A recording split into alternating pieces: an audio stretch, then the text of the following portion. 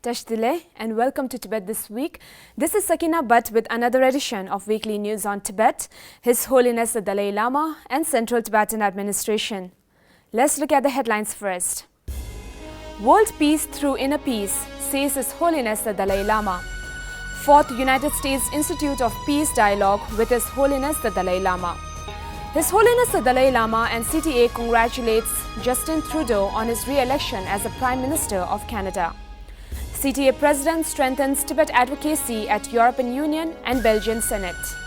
Tibetan's Children Village dedicates 59th founding anniversary to His Holiness the Dalai Lama. Info Secretary T.G. Arya takes additional charge as the new director of Tibet Policy Institute. Kasha donates Rs 5 lakh towards flood relief in Karnataka. Home Department hosts felicitation for Mr. Steve Galilia. Office of Tibet Washington participates in the 14th Interethnic Leadership Conference. Addressing religious representatives, His Holiness the Dalai Lama said, all religious traditions of the world have the moral obligation to bring world peace through channeling the inner peace first. From over 40 countries, religious representatives sought an audience with His Holiness the Dalai Lama at his residence in Dharamshala on Monday this week. Every human being wants happy life. Yet, a lot of problems which we are facing today, many of the problem is our own creation. With too much emphasis, we and they. And then including religious faith, or my religion, their religion, and sometimes religion also causing killing in Arab area and Syria, in this area. Even same Muslim, Shia and Sunni, killing each other, and Afghanistan also. And unfortunately, in Burma, some Burmese Buddhists. So also they create suffering some Muslims, so some problems. So religion also becoming a cause of division. One of my commitment is promotion of religious harmony. So I believe it is possible. Look, India, all major world religious traditions live together here.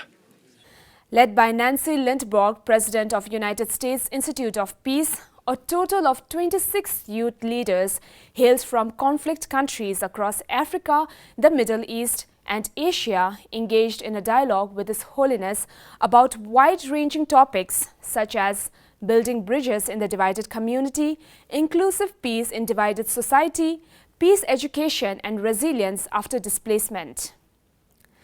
This year marks the 4th annual dialogue of youth peace leaders with His Holiness. The dialogue took place in Dharamshala on Wednesday this week. Basically, we are social animal. Therefore, basic human nature is more compassionate. And also practically, you see, more compassionate mind here. Physical health much better. And too much anger, suspicion here. Very bad for our health. So we are not talking about religion or Buddha or Jesus Christ or these things. It's simply everyone want happy life, or including, a healthy body.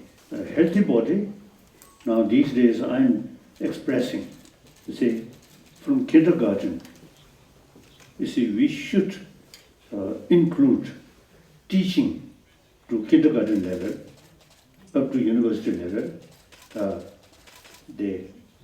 beside hygiene of physical, we must combine hygiene of emotion.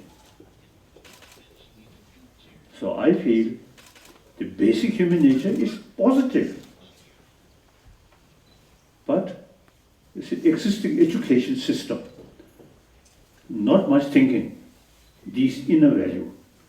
His Holiness said, He always believed in the potential and competence of youth in building a peaceful world. It is for this very reason many youth leaders of the world, especially ones from the conflict-affected countries, come to seek His Holiness's advice and guidance every year through partnering with the United States Institute of Peace. We are here for our fourth engagement with His Holiness, the Dalai Lama, bringing youth from conflict-affected communities who are engaged in the work of peace building to speak with His Holiness and learn from him about inner resilience and inner peace, to help them continue to do the difficult work of addressing conflicts in their community and building peace. Coming here to hear the kind messages of hope and care and support from His Holiness Dalai Lama gave me a strong feeling that we as humanity, we are open to challenges, we are open to difficulties in life, but what we need to do is to make sure we are able to come back together, regain our strength, come back and recommit ourselves to making the world a better place by working with one another, working to care for one another, but also caring for nature. I have learned so much in a really short time about inner peace. First of all, starting with yourself and having inner peace in you, and then being able to spread it to your community. His Holiness the Dalai Lama has taken time to explain to us what it means to show love and compassion. His Holiness the Dalai Lama, CTA President Dr. Lobsang Sangay and Deputy Speaker of Tibetan Parliament in Exile, Acharya Yeshi Phuntsok, congratulated Justin Trudeau on his re-election as the Prime Minister of Canada. As an honorary Canadian citizen himself, His Holiness lauded Canada's policy of compassionate action in taking in vulnerable refugees who have fled horrific and unthinkable conflicts in several parts of the world. In their congratulatory messages, CTA President Dr. Lobsang Sangay and Deputy Speaker of Tibetan Parliament in Exile, Acharya Yeshi Phuntsok, thanked the people and government of Canada in their continued support for the 6-decade-long Tibetan freedom struggle and Tibet's pursuit of a meaningful, genuine autonomy within China and a substantive dialogue with the Chinese government based on the middle way approach. The European parliamentarians and senators expressed their solidarity and assured Dr. Sangay for their support for the Tibet cause. Dr. Sangay briefed the parliamentarians and the senators about the critical situation in Tibet. The president also expressed China's interference in the reincarnation of His Holiness the Dalai Lama. Highlighting the worrisome trend of democratic values being encroached by China worldwide and the misuse of its economic influence, Dr. Sangay pressed the European Union to endorse the middle way approach and to urge China to solve the issue through dialogue. The Tibetan Children's Village, Dharamshala, dedicated its 59th founding anniversary 2019 for the good health and long life of His Holiness the Dalai Lama on Wednesday this week. President Dr. Sangay lauded the tireless efforts of Ama Tsering Dolma and Ama Jetsun Pema, who were the pioneers of Tibetan Children's Village, in building the first nursery for Tibetan children in exile and educating thousands of children thereafter. They sought and began the school as a nursery back then in the 1960s with only 51 children. In comparison with other countries, Dr. Sangay said that education facilities in the Tibetan community are one of the most effective and admirable systems in place. The chief guest of the ceremony was His Eminence, the 34th Minri Trizin Lungthog Dawa Dragil Rinpoche. Rinpoche spoke on the importance of the role of teachers and strengthening awareness on the Tibetan Buddhist system of knowledge. Secretary Tsewang Gyalpo Arya, Department of Information and International Relations of Central Tibetan Administration, took the additional charge as the Director for Tibet Policy Institute on Thursday last week. According to a circular issued by the Kasha on 11th October, Secretary Tsewang Gyalpo Arya was appointed for the dual charge of both Department of Information and International Relations and the Tibet Policy Institute.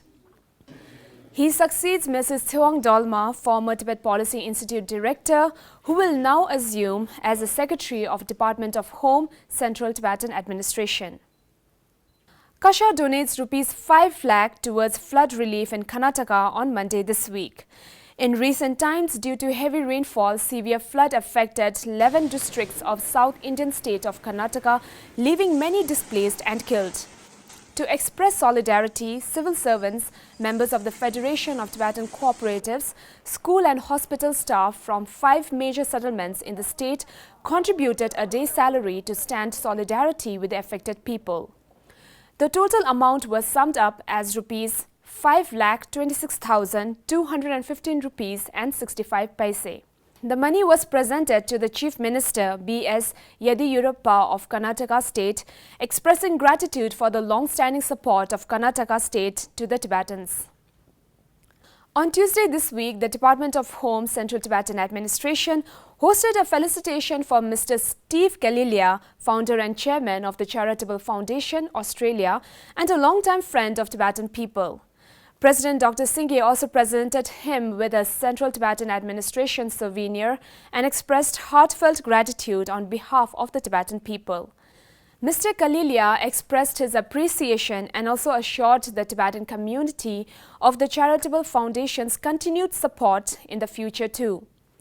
Mr. Steve is a philanthropist and a successful businessman. He has been supporting many development projects for Tibetan people through the Department of Home, specifically on agricultural development. The Office of Tibet Washington, led by Representative Ngodup Sering, China's liaison Tsultrim Gyatso, and Special Assistant Kelsang Dolma participated in the 14th Interethnic Conference held in Washington, D.C. on Monday this week. Representative Ngodup Sering expressed strong solidarity with people who are negatively harmed by the Chinese Communist Party, such as the Hong Kong protesters, Uyghurs, Kazakhs, South Mongolians, Christians, Taiwanese, and Tibetans. Other speakers included Jim McGovern, the Congressional Executive Commission on China co-chair, Dr. Yang Zhenli, the President of Citizen Power Initiatives for China, and Congressman Chris Smith. Chairman McGovern presented the 2019 Citizen Power Award to the Hong Kong Civil Human Rights Front. That's all for this week. See you next time and have a great weekend.